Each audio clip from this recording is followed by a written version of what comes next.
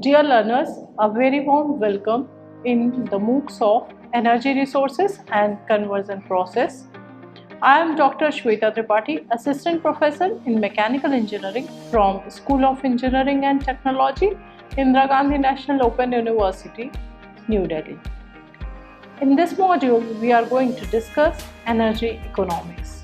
We have already discussed the various energy conversion processes, their impact on the environment. Now we are going to discuss the economics behind these energy sources. The learning outcomes of this module is to understand energy economics, to discuss net present value, internal rate of return, and to understand energy chain. After going through this module, you will be able to describe life cycle assessment and net energy analysis also. Economics of energy. Actually, the energy economics is a field that studies human utilization of energy resources and energy commodities and the consequences of that utilization. If we talk about the physical terminology, energy is the capacity to do work. But when it comes to the economic terminology, energy includes all energy commodities and energy resources. Commodities or resources that embody significant amounts of physical energy and thus offer the ability to perform work. What are the energy commodities? Energy commodities are gasoline, diesel fuel, natural gas, propane, coal, or even electricity that can be used to provide energy services for human activities. Which human activities? Lighting, space heating, water heating, cooking, for transportation, for motive power, for electronic activity, anything where we use any kind of energy. And what are energy resources? We know that energy resources are, if we talk about the conventional energy resources, they are crude oil, natural gas, coal. If we talk about the unconventional sources, they are biomass, solar, wind, hydro energy, uranium, sunlight, etc. also there. Or we can go for the geothermal deposits as well, which can be harvested to produce energy commodities. If we talk about the cooking, we could use electricity also, natural gas, propane, wood or charcoal. Thus, these energy commodities are typically economic substitutes for one another. The demand for a particular energy commodity is an increasing function of prices of other energy commodities. For example, if the electricity available to us in our area is 4 rupees per unit and the LPG cylinders are 800 rupees per month, it will be wise enough to use electricity. But in the areas where the electricity is 8 rupees unit and we are getting LPG as well and piped natural gas as well, so piped natural gas will be much cheaper. So the utility of these energy commodities depends upon the economic substitutes. Whichever is more economical, we are going to use that. And from here comes the concept of substitutability also. The substitutability of energy is made possible by and is limited by the available set of energy conversion technologies. Any energy conversion technology which will be cheaper and is environmental friendly as well, it is better to substitute that energy source. So typically, one conversion technology can be used only for one particular energy commodity.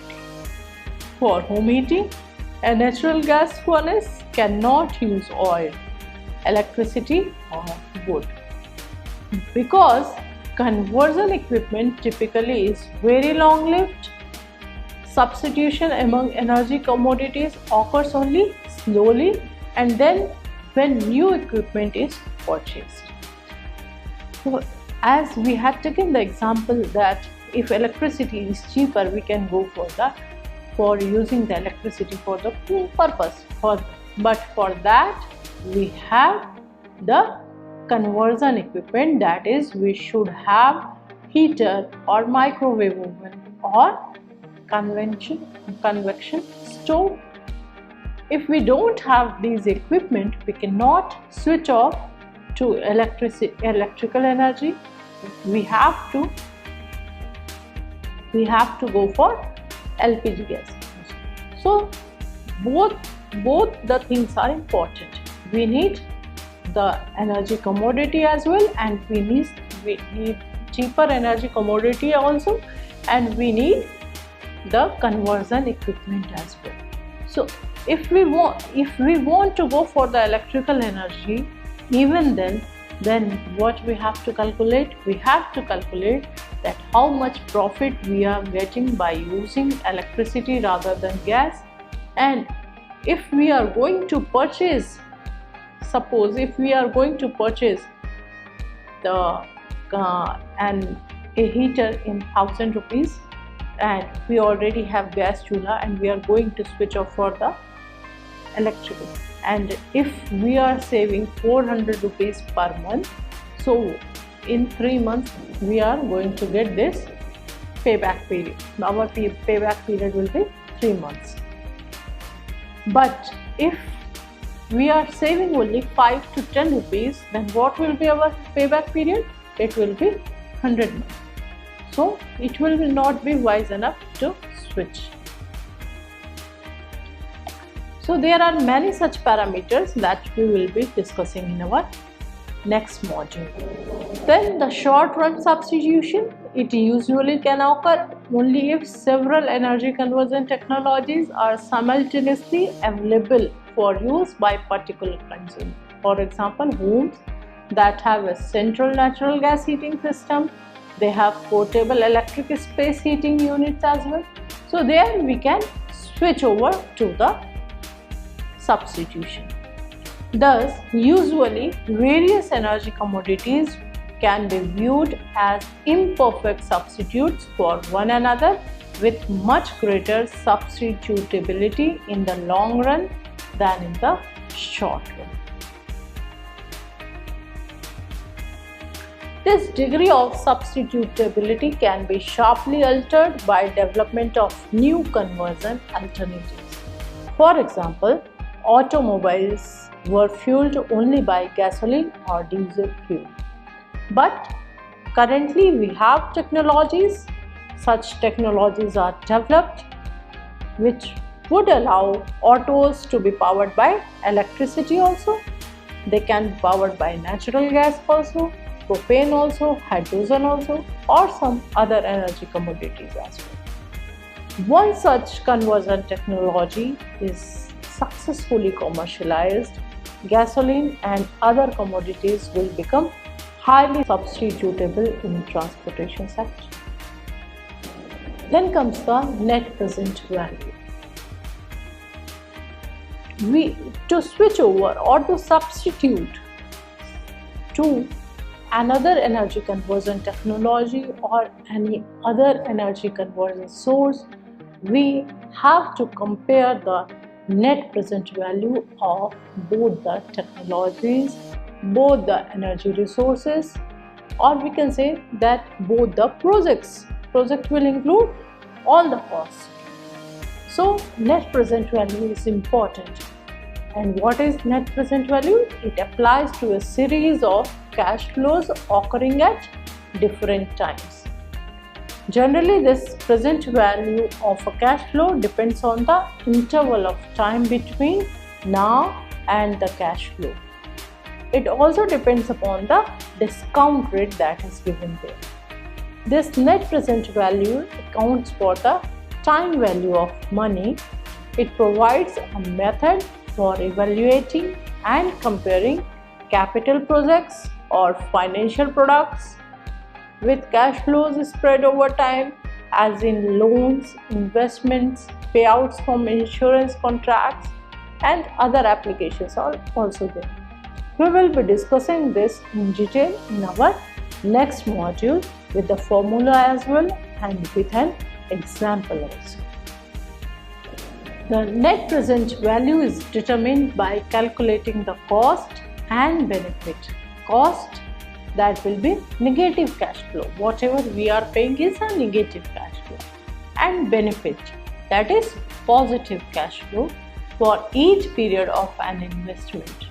Generally, net present value is given by Ft upon 1 plus d to the power t, where Ft is cost and d is the discount rate.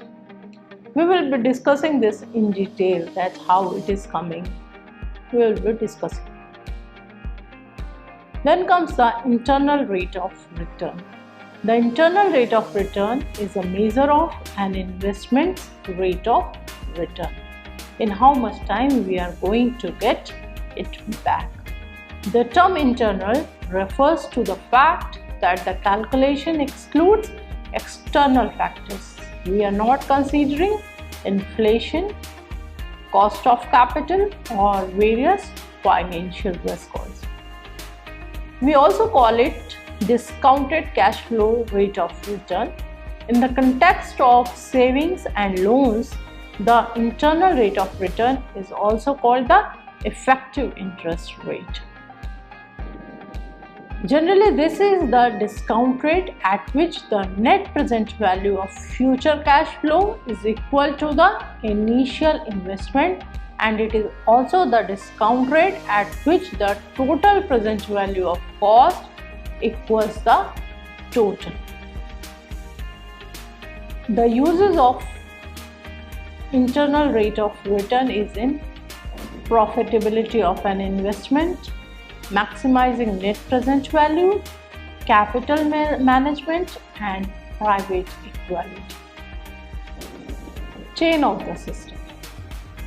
The chain of this energy system or activities are required to ensure the supply of energy and is known as energy supply system or energy chain of the system. The supply system is made up of supply sector, from where we are getting the energy. Source, that is source of energy, it is known as supply sector. And then the energy conversion system, from which the energy will be converted into the useful form, and the energy consuming sector. So one is supply, another in energy conversion system, and the energy consuming sector. Generally, the supply involves production, import, export of fuels, and change in stock levels. In energy conversion system, we had already learned various energy conversion processes, and we know that it consists of different forms of, in this process, different forms of primary energy is converted into secondary energy for the ease of customers. What in energy chain, conversion, transmission, and transportation of energy involves various losses.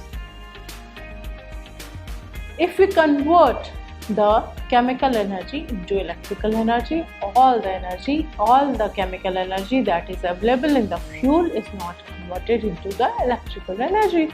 There are various losses when we are burning the fuel, losses when this heat energy is transferred into the electrical energy. So there are various losses. Then when we start transmitting this electricity to some other place, there are some transmission losses. There are some transportation losses as well. The final user utilizes various forms of energy to meet the needs of cooling, heating, lighting, etc. Some example of how energy can change from one form to another is here, and these are called energy chain. For example, when a kettle is boiled, electrical energy is converted into heat energy. When a mass is dropped from a height, gravitational potential energy is converted to kinetic energy as the mass falls, and then to sound and heat as it hits the ground. We have already discussed the various examples in our previous modules as well, and now I hope that you know it very well. Then comes the life cycle assessment. Life cycle assessment is also known as life cycle analysis, economic balance analysis, and cradle to grave analysis. It is a technique to assess the environmental impacts associated with all the stages of a product's life, from raw material extraction through materials processing, manufacture, distribution, use, repair and maintenance, and disposal or recycling. This life cycle assessment helps the designers to critique their products. Generally, the life cycle analysis can help to avoid a narrow outlook on environmental concerns by compiling an inventory of relevant energy and material inputs and environmental releases as well.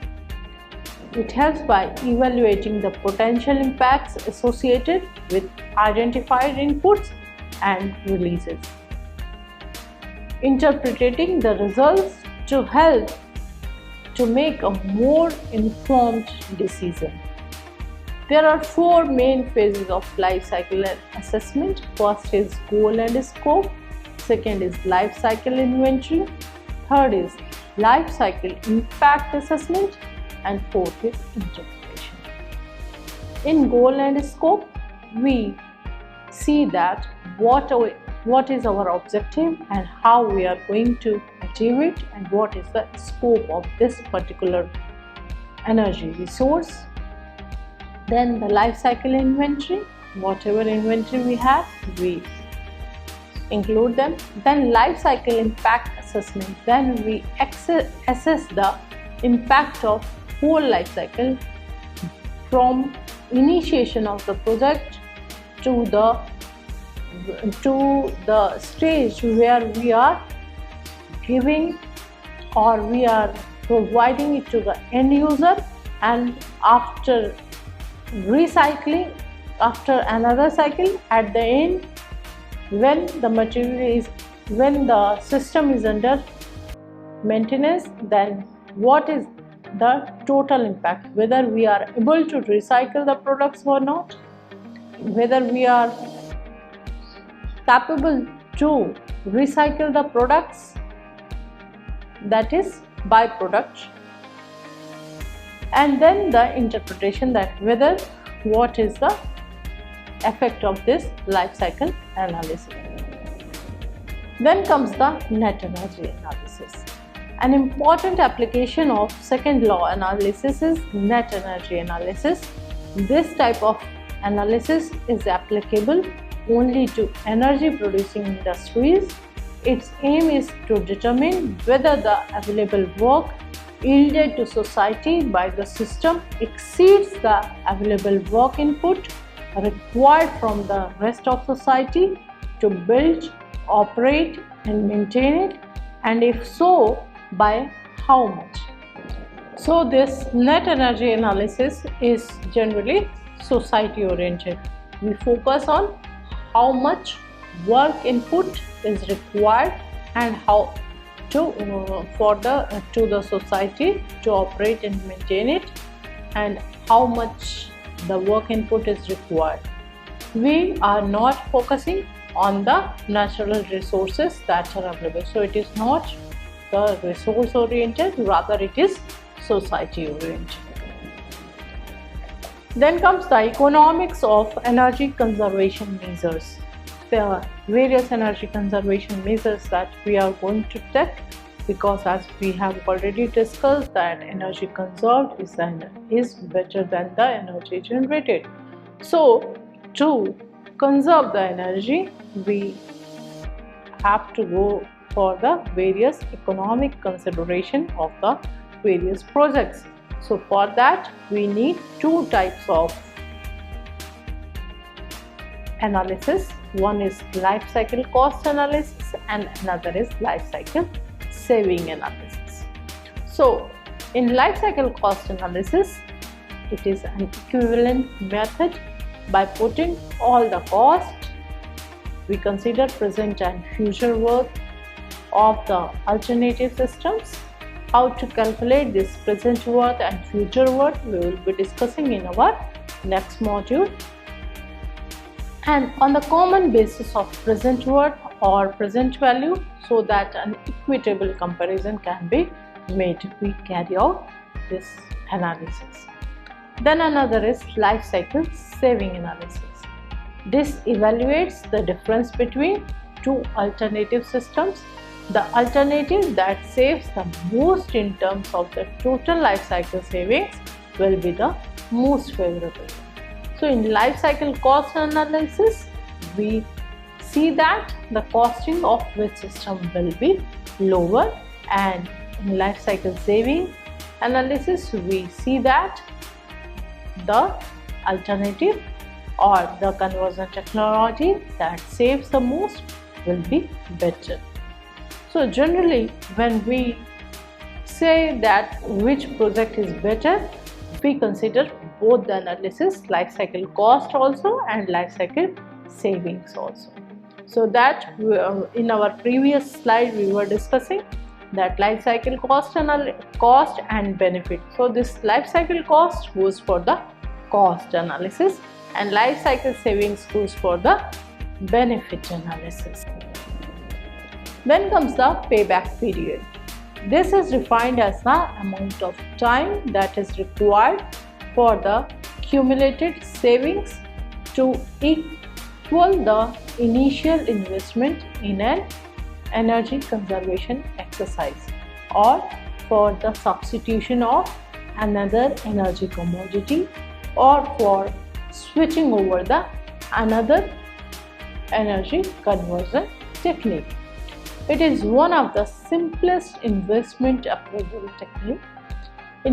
Generally, the payback period is the time required to recover the initial cost of investment which we are going to make while changing any energy resource or changing any conversion technology.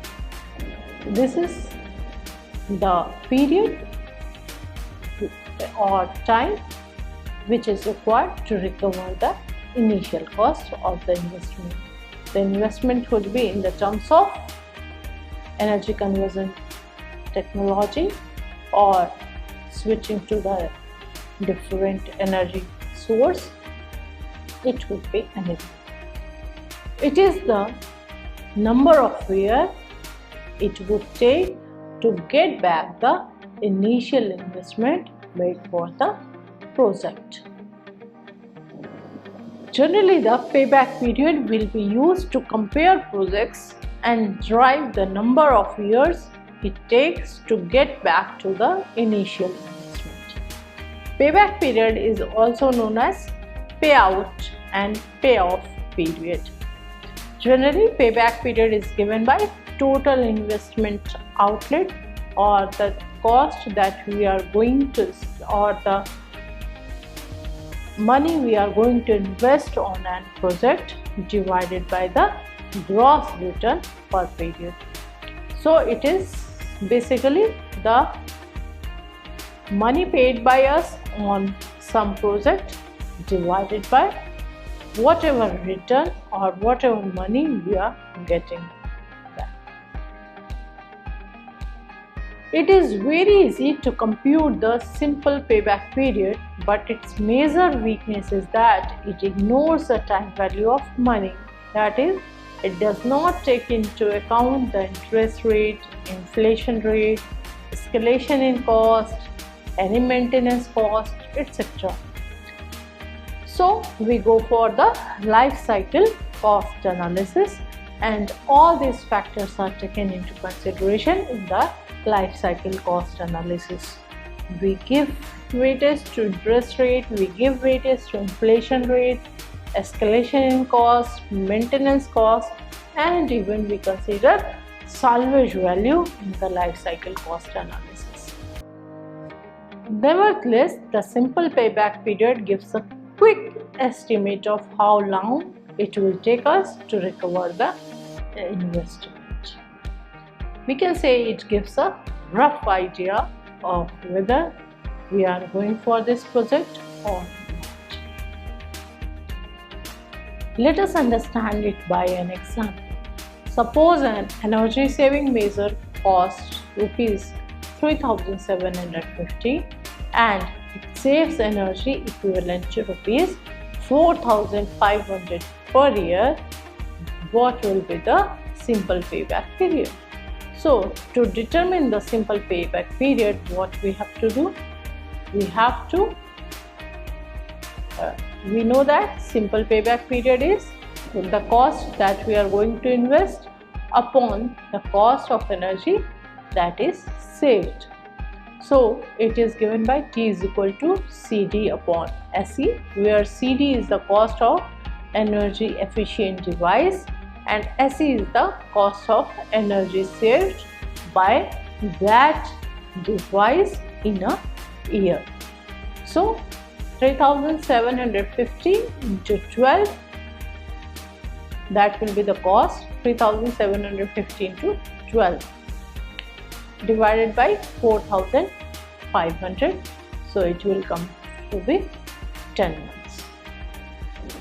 Here the multiplication of 12 is to convert year into months, because the energy equivalent that is saved per year in terms of rupees is given for the 12 months. It is for per year, and the value that we were getting was less than 1, so it will be in months. So we have converted this per year into per month, so we have multiplied it by 12. Then comes the payback period when annual savings are unequal, because in this case we have assumed that annual cash flow is the same throughout the year. What happens if maybe in the first year we are getting 2,000, in the second year we are getting 1,000, and in third year we are getting 500, or it could be that in first year we are getting 1,000, in second year we are going to get 2,000, in third year we are going to get again 2,000.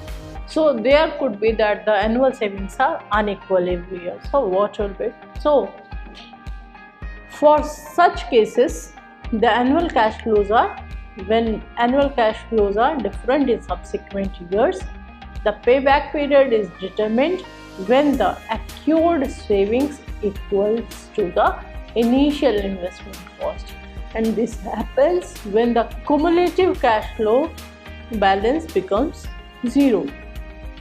We will understand it with the help of an example. Let us see this example. In an energy conservation measure, there is an initial investment of rupees 5,000. The cost of energy savings are rupees 2,000 in first year, rupees 1,500 in second year, and rupees 1,500 in third year, and rupees 500 in fourth year. What will be the payback period? So in such cases, what we do, we make the cash flow and cumulative cash balance in a tabular form, year-wise or month-wise, whatever is given in our problem or question. So here we have yearly. So let us starting of the project, that is at initial investment. So our initial investment is rupees 5,000, and what will be the cumulative cash balance? It is 5,000 only. We are not getting any benefit at the initiation of the project. After 1 year, we are saving 2,000 rupees. So the cumulative cash balance will be 5,000 minus 2,000 is equal to 3,000. Then again in second year, we are not investing anything, rather we are getting 1500 rupees balance, 1500 rupees as a saving. So again 3000 minus 1500, it will be is equal to 1500. Again, then in the third year, again we are not investing anything, but we are getting a profit of 1500 rupees, and here 1500 minus 1500 is equal to 0. So when we go with see the cumulative cash balance to be 0, that is our payback period. So our payback period is 3 years, and then in fourth year the 500 rupees we are going to get as a saving. We are not investing anything, so this 500 rupees will be our profit or benefit. Let us summarize whatever we have discussed today. We have discussed energy economics, the commodities, net present value, rate of return, internal rate of return. We have discussed energy chain, life cycle analysis as well, and we have discussed the payback period. We have learned how to estimate the payback period when we have equal savings throughout the year or equal savings throughout the period, and when we have unequal savings throughout the period, that also we have estimated. In our next module, we will be discussing life cycle cost analysis, net present value, future worth factor, present worth factor, etc. Thank you very much.